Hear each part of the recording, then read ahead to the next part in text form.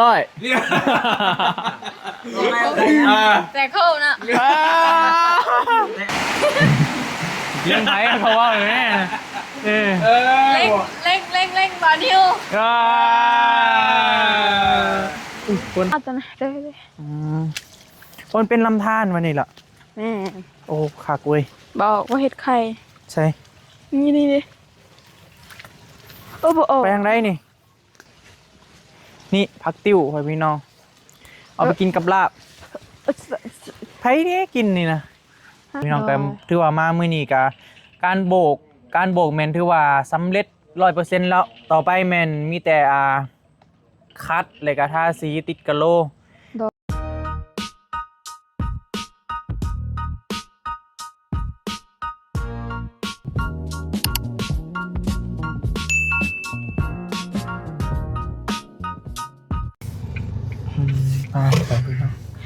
เปิดคลิปเปิดภาพมาวันนี้อยู่ที่งานน้องน้อยเด้อพ่อพี่น้องเด้อ มาแต่มือนะพูดแหละโอ้มาวันนี้แล้วโอ้ยจ้องเลยต้องแล้วบ้านมากับพ่อมือนี่กัน สวัสดีเด้อสวัสดีฝนข้าก็คล้ายๆเนี่ยแต่ว่าก็ตกคือเก่าแหละมาเบิ่งงานก่อนพอดีบอลลี่สั่งให้บอต้าซื้อกะโลมาโดยซื้อกะโลมาแหละมาเบิ่งน้ำเพิ่นก่อนมาฮู้เพิ่นได้แบบใดมาซื้อกะโลมาสิเตรียมติดให้น้องน้อยหั่นแหละแต่ว่าให้บอต้าเพิ่นแก่มาเบิดเฮือนเลยบ่2ห้องก่อน2ห้องก่อน2ห้องในหั่นน่ะมาแต่ว่ามาไล่เบิ่งเงินคันมันเพียงพอก็สิติดให้เบิดนั่นแหละมันก็ยังเหลือบ้านอีกเนาะบ้านสีเนาะบ้านหั่นพัดชัยว่าสิเป็นคนรับโอ้เพิ่นมีเงินอยู่4ล้านแต่ว่ามันสิพอบ่ก็เบิ่งตัวจริงก่อนโดยมีเงินอยู่ประมาณ 6,000 บาทนี่แหละนะยังสียังบ้านกะโลโอเคแล้วนี่ไปจังว่ากันไปคุยกันอยู่ลุมพุ่นละได้ก็ได้ไปพี่น้องหาก็เห็นแดดเนี่ยแต่ก็กับฝนฟอยคือเก่าแหละพายุยังบ่ทันนะทักทายสบายดีกันตอนค่ำๆเด้อพี่น้องตอนนี้ก็4 โมงแล้วฝนลินกี่นี่ฮะคล้ายๆเนี่ยแล้วมาวันนี้ก็โอ้งามเด้อเรียบร้อยแล้วพอสั่งเราเห็ดต้องเห็นแล้วคัดลงสี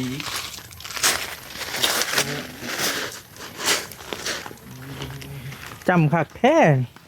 แจ่มข้อกันบายดีเด้อเกลือนะเกลือรถเป็นนัวได้น่ะ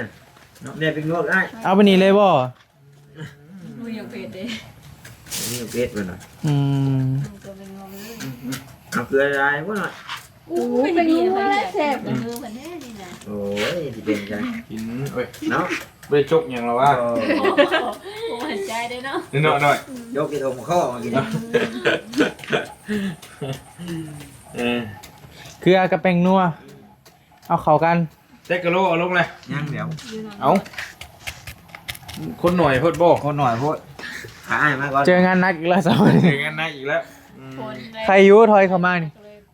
เขาปกไว้ข้างในอีกถึงนี่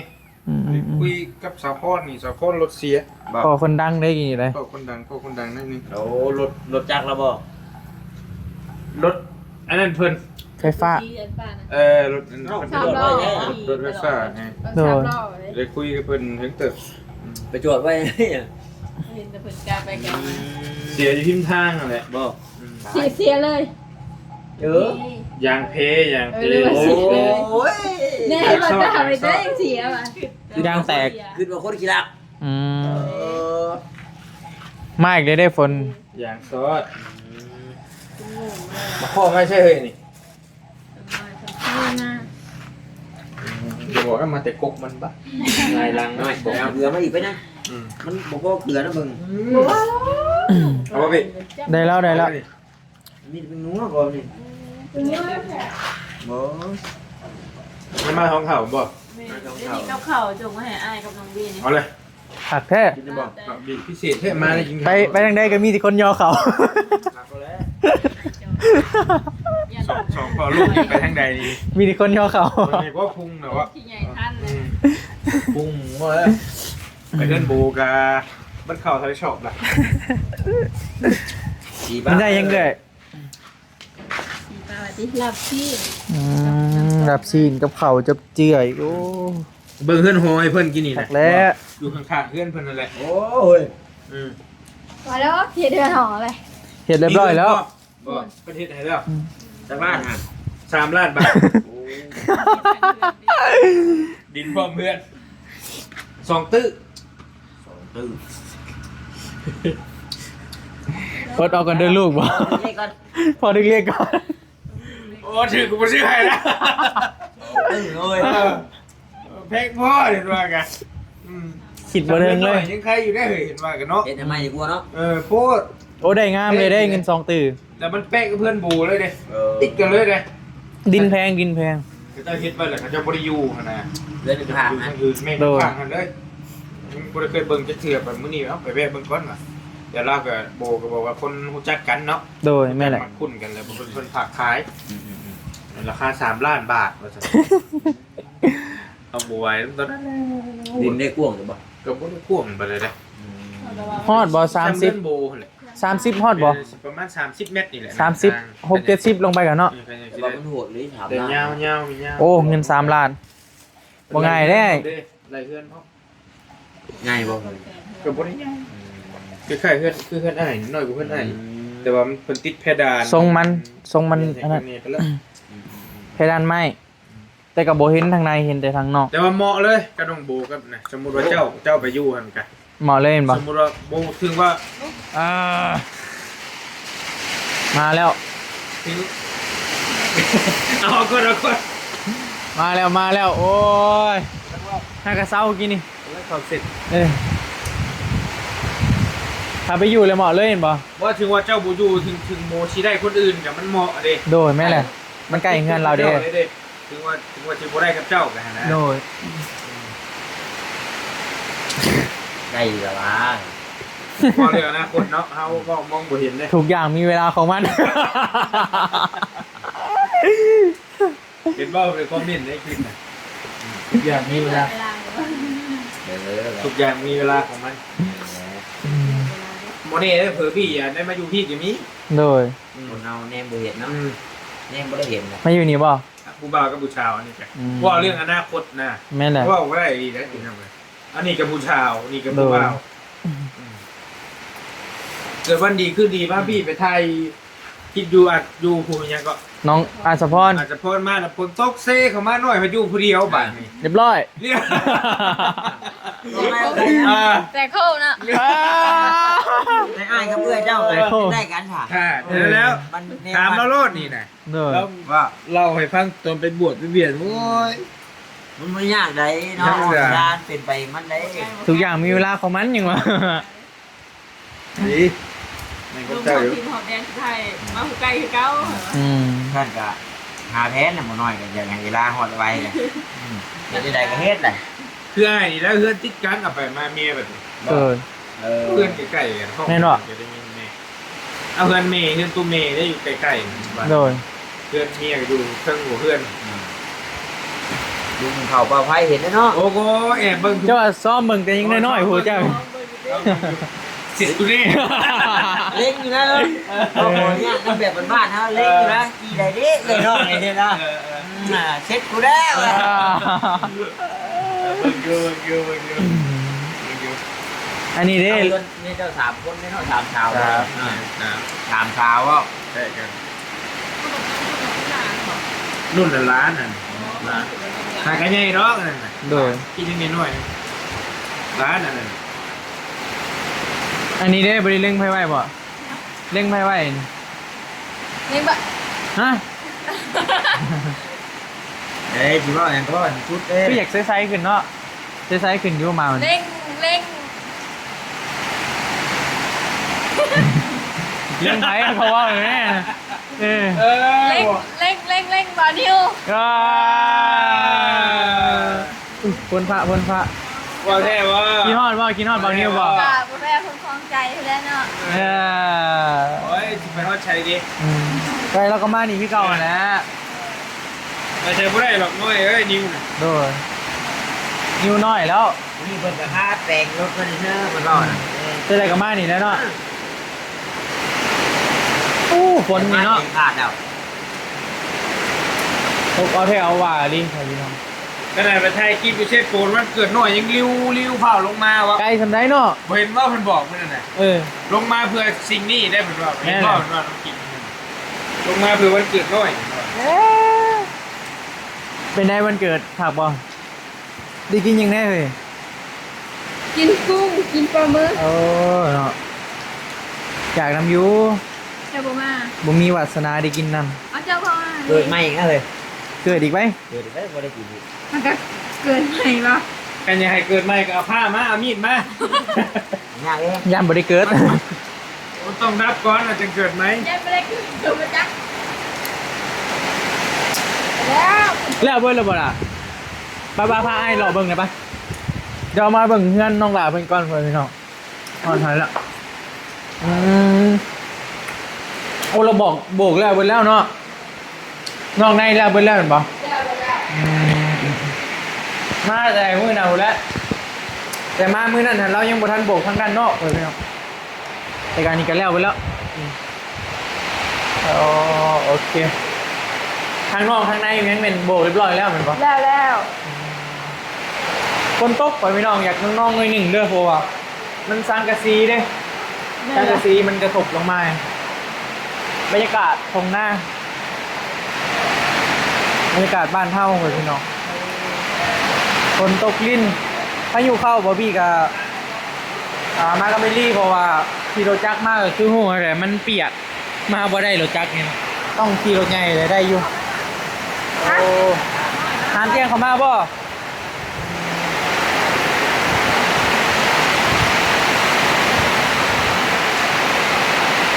นาทีนั่งตัวนี้เลยโอเค เห็นได้ค่ะ อุ้ยคนนอแถวว่าดิ คนสด เอ้ายังเฮ้ย ต้องแลน บาทเดียวเลยบาทสิหยุดแบบโอ้หยุดไปหยุดบาทเดียวเลยบรรยากาศเลยพี่น้องย่ำให้ย่ำหน้าภาพนี้เห็นไฮไลท์หลายคนอาจจะกินฮอดบ้านเนาะเพราะว่าบางทีเพิ่นก็ไปอยู่แบบอยู่ในเมืองอะนะแล้วก็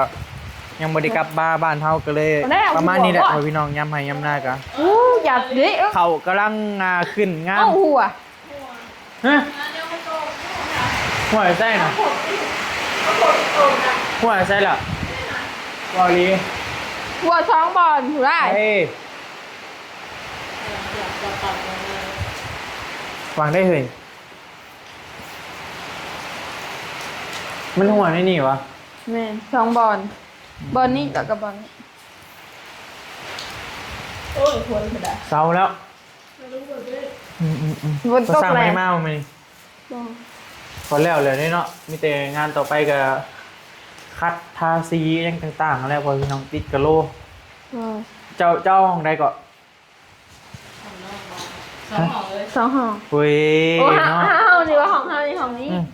ห้องนี้จะบัดติดกับโลกอ่ะสองห้องห้องนี้กับห้องนั้น ห้องนี้ให้ไผ ห้องนี้ให้แม่ เจ้าก็เจ้าก็ไผนอนนะกับไผนอนนะ น้ำเปรี้ยว แม่นบ่เพื่อนก็สิแล้วได้นี่เนาะ เด้อ ไอ้บี้เอ้ยมางานดองเฮานี่เด้อว่าซั่น โอ้ได้ เอา อ ได้ ยู่ ไง หอดอยู่หอดอยู่ถ้าบ่ลืมถ้า อ๋อสิลืมกันน่ะลีบ่เฮ้ย ถ้าเจ้าบ่ลืมเอาได้ถ้า สิ เจ้า ลืมกันบ่ โอ้บ่ลืมแหละก็ตามมาหากันอยู่ตลอดแหละเนาะอันถ้าไม่ลืมถ้า แต่ เจ้า ว่าได้เงินงามเลยโอ้ยว่ะเจ้าแม่นไผว่ะ ถ้า คน เจ้า ตกหน่อยเอ้ยขอส้นหน่อยเด้อว่ะบ่ได้เอ้ยว่ะโอ้ยพอดีสั่งนิ้วมาทุบทิ่ม น้อยได้โพดพี่จะดึงแขนเขาหน่อย ยันเขามา อยู่นี่ดึงเขาไปห้องเอาอีกเลย เอา เนาะ มันก็ต้องมีแล้วเสียโพสต์พระคันนี้เข้ามาห้องนอกก็ได้ว่าไม่ได้เบิ่งหมาองแมวในห้องนอกนี่ บ่ อ้าวเดี๋ยวมีแมวเลยเนาะ โอ้อันนั้นพ่อโตแก เอา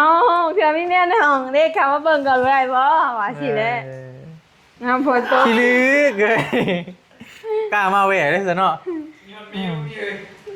ยันแมวไว้นะ เห็นปะทักเลยเบิ่งก่อน แมวสียังเฮ้ย สี สีเหลือง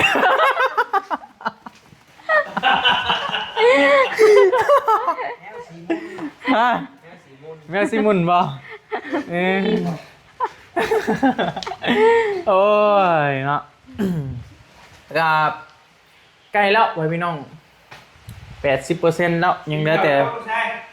เดี๋ยว มาเดี๋ยวฝนเศร้าแล้วเดี๋ยวสีพาปลาลุงมาเบิ่งนำกันทางด้านนอกเด้อไว้พี่น้องอยู่ไส หัวไรป่าอยู่ดอนหัวไร โอ้ อ้าว เบิ่งสายใต้อย่าหน่อยอย่าโอ้ย อ้าวแก้วผักติ้วเด้ อยู่ไสอะไรอยู่ไส ผู้เด้หู แนมเพนอยู่ตีนี่ เนี่ย ไอ้ต้าใครแนมเขาเอิ้นกันเล่นไปให้ซอยเอานี่เด้อไปซะปะโอ้ยเว้ย ห้องไงเห็นไม่ได้ยินเลยวะ เอากันไปนี่เลยบ่เฮ้ยกานี่เป็นทางด้านหน้าเด้อไว้พี่น้องก็ถือว่างามหลายแล้วโบกนี่หั่นน่ะ บรรยากาศบ้านเฮาเดี๋ยวไอ้บินโดรนก่อนบินโดรนก่อนไปพี่น้องมุมสูง เอาใจไปก่อนบินโดนบิน โอ้อยู่ไสล่ะ เฮ้ย หนุ่มส่งลามมาเว้ยใกล้บ่ ตัวหน้าผู้เด้กินได้บ่ บินโดรนได้นี่บีซีบินโดรนได้แบบนี้แหละ บินโดนบิน เฮ็ดปวกบ่ว่าล่ะ เขาขายอ่ะเห็นเขาขาย ฮะ เขาเห็นเขาขาย แม่นเนาะ ตัวนี้เอาถึงมันแดง ตัวใด ตัวตีแดงพอตาเอาตัวใดก็ เจ้าจับแน่ได้บ่จับนี่ก็ได้โอเค มันคือนักแท้ ขาอยู่นี่แหละเพราะไอ้สีจอนขาส่งขึ้นยันมันเปื้อน มันคือนักคือสูงแท้ มันหนักอยู่เลยธรรมดาอยู่เห็นขัดเลย เด้อ โอเคไปคุยพี่น้องเดี๋ยวน้องหลาเพิ่นสิพาไปเอาผักติ้วว่าซั่น นี่นี่ พอดีมากับพอลลี่เพิ่นมาเบิ่งงานเพิ่นบ่วีก็เลยมานำเพิ่นนะเพราะว่าช่วงนี้ก็ยามฝนตัวจักไปมากอะคือหัวแหละขณะนี้ว่ายังเศร้าก็ยังบ่เศร้าเลยแม่นบ่นี่ บ่เอาตัวนั้นเด้อ คนเป็นลำธารวันนี้ล่ะ แม่ โอ้คักเว้ย บอกว่าเห็ดไข่ ใช่ นี่โอ้โห ไปทางใดนี่ นี่เอาตัวนี้ เอานี่วะเอาตัวแหล่ๆนี่แหละเนาะตัวยอดอ่อนมันโอ้นากาแมนบ่แต่มันต่ำพุ่นเนาะ แม่ แม่นี่ผักติ้วไว้พี่น้องเอาไปกินกับลาบไผนี่กินนี่นะ ฮะ กินหลายอยู่บ่ ให้สิกิน ให้สิกิน แต่ว่าไอลี่มักกินย้อยเบิ่ง มันมีคือมีอันนี้เนาะ มันมีปวกบ่ นี่แมงมานี่ ใช่ทำมันครบหัวเด้อ มันบ่ครบ โอ้หลายผักติ้วผู้น้อยงามอยู่บ่ฝนกับเที่ยวตกเที่ยวเศร้าอยู่เฮ้ยพี่น้องการไปการมาก็โอ้ลำบากหลายกู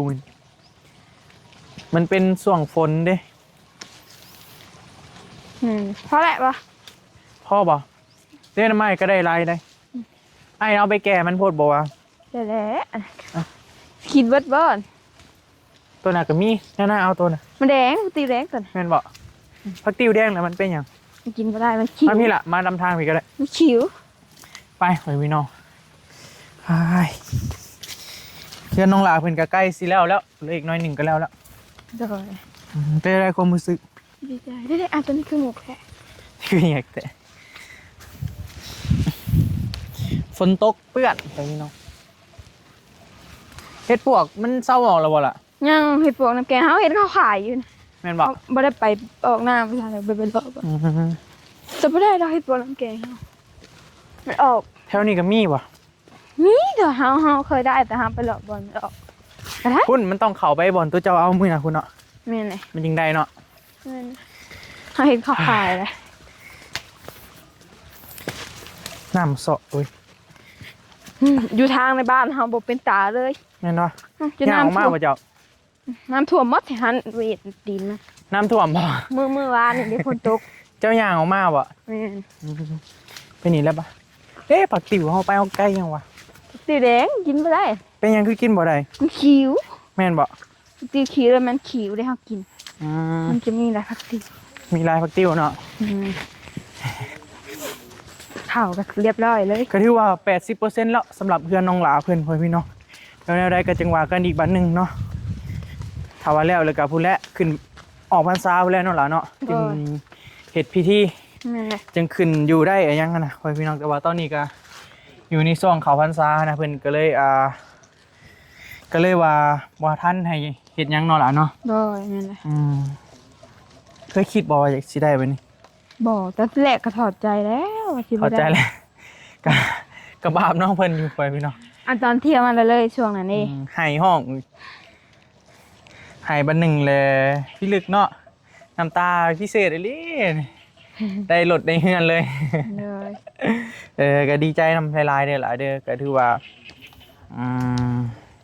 ไกลแล้วความฝันของน้องหลาเพิ่นก็ยังมีเฮือนเป็นของตัวเองนั่นแหละพอพี่น้องก็ดีใจนำลายๆเด้อ โดย สำหรับเคสน้องน้อยนี่ก็พ่อกันตั้งแต่ประมาณ เดือนสาม 6-7 เดือนแล้ว โดย เดือน3บ่ เดือน ช่วง สาม ยามหนาวช่วงนะ แม่น เพราะว่ามาก็หนาวได้พ่อพี่น้องเมื่อค่ำๆแล้วโอ้ว่ะ แม่น หนาวเพื่อฮอดเฮือนนะช่วงนั้นก็มาเฮือนน้องหลาเพิ่นนี่ก็เข้าไปอยู่หน้าพุทธ โดย ไปถ่ายคลิปอยู่หน้าพุทธแหละพ่อพี่น้องหลายๆคนก็อาจจะจื้อได้เพราะว่า คันนี้ตอนนั้นเป็นยามแรงเนาะข้าวก็ แม่นยามแรงคือเข้าไปคุมื้อนี่โอ้ ก็ได้เลย แต่ว่ามันก็หนาวเด้ตอนหนาวปูหนาวแฮงเด้ โดยแม่นเลย 7-8 โมงเมื่อแต่ละมื้อฮอดเฮือนก็8-9 โมง10 โมง โดย โอ้แบบก็หลายคนเมื่อตอนนั้นก็ขี่รถจักรไปทำกันกับม่วน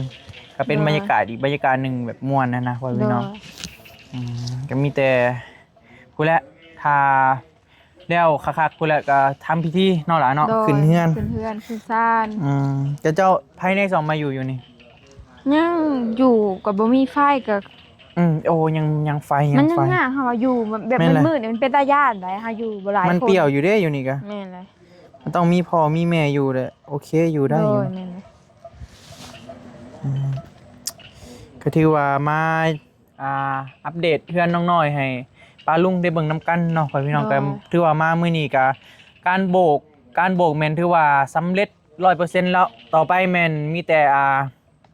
คัดแล้วก็ทาสีติดกะโหล โดย กะโหลนี่แม่นซื้อมาแล้ว2ห้องเนาะ โดย ก็ถ้าว่างบเหลือก็จังว่ากันอีกบัดหนึงพ่อพี่น้องยังเหลือห้องโถงกับทางหน้าหั่นแหละ โดย อันนี้แม่นพอเฉพาะแต่ติดห้องนอน2ห้อง โดย ทางด้านในหั่นแหละพ่อพี่ โด น้อง ยแม่นเลย โอเคไป้าสปะเดี๋ยวพากันไปกินข้าวก่อนแล้วจึงว่ากันใหม่ โดย โอเคเดี๋ยวสำหรับคลิปนี้ลำลาเลยเด้อพ่อพี่น้องเด้อเดี๋ยวพบพอกันที่คลิปใหม่สบายดีเด้อบ๊ายบาย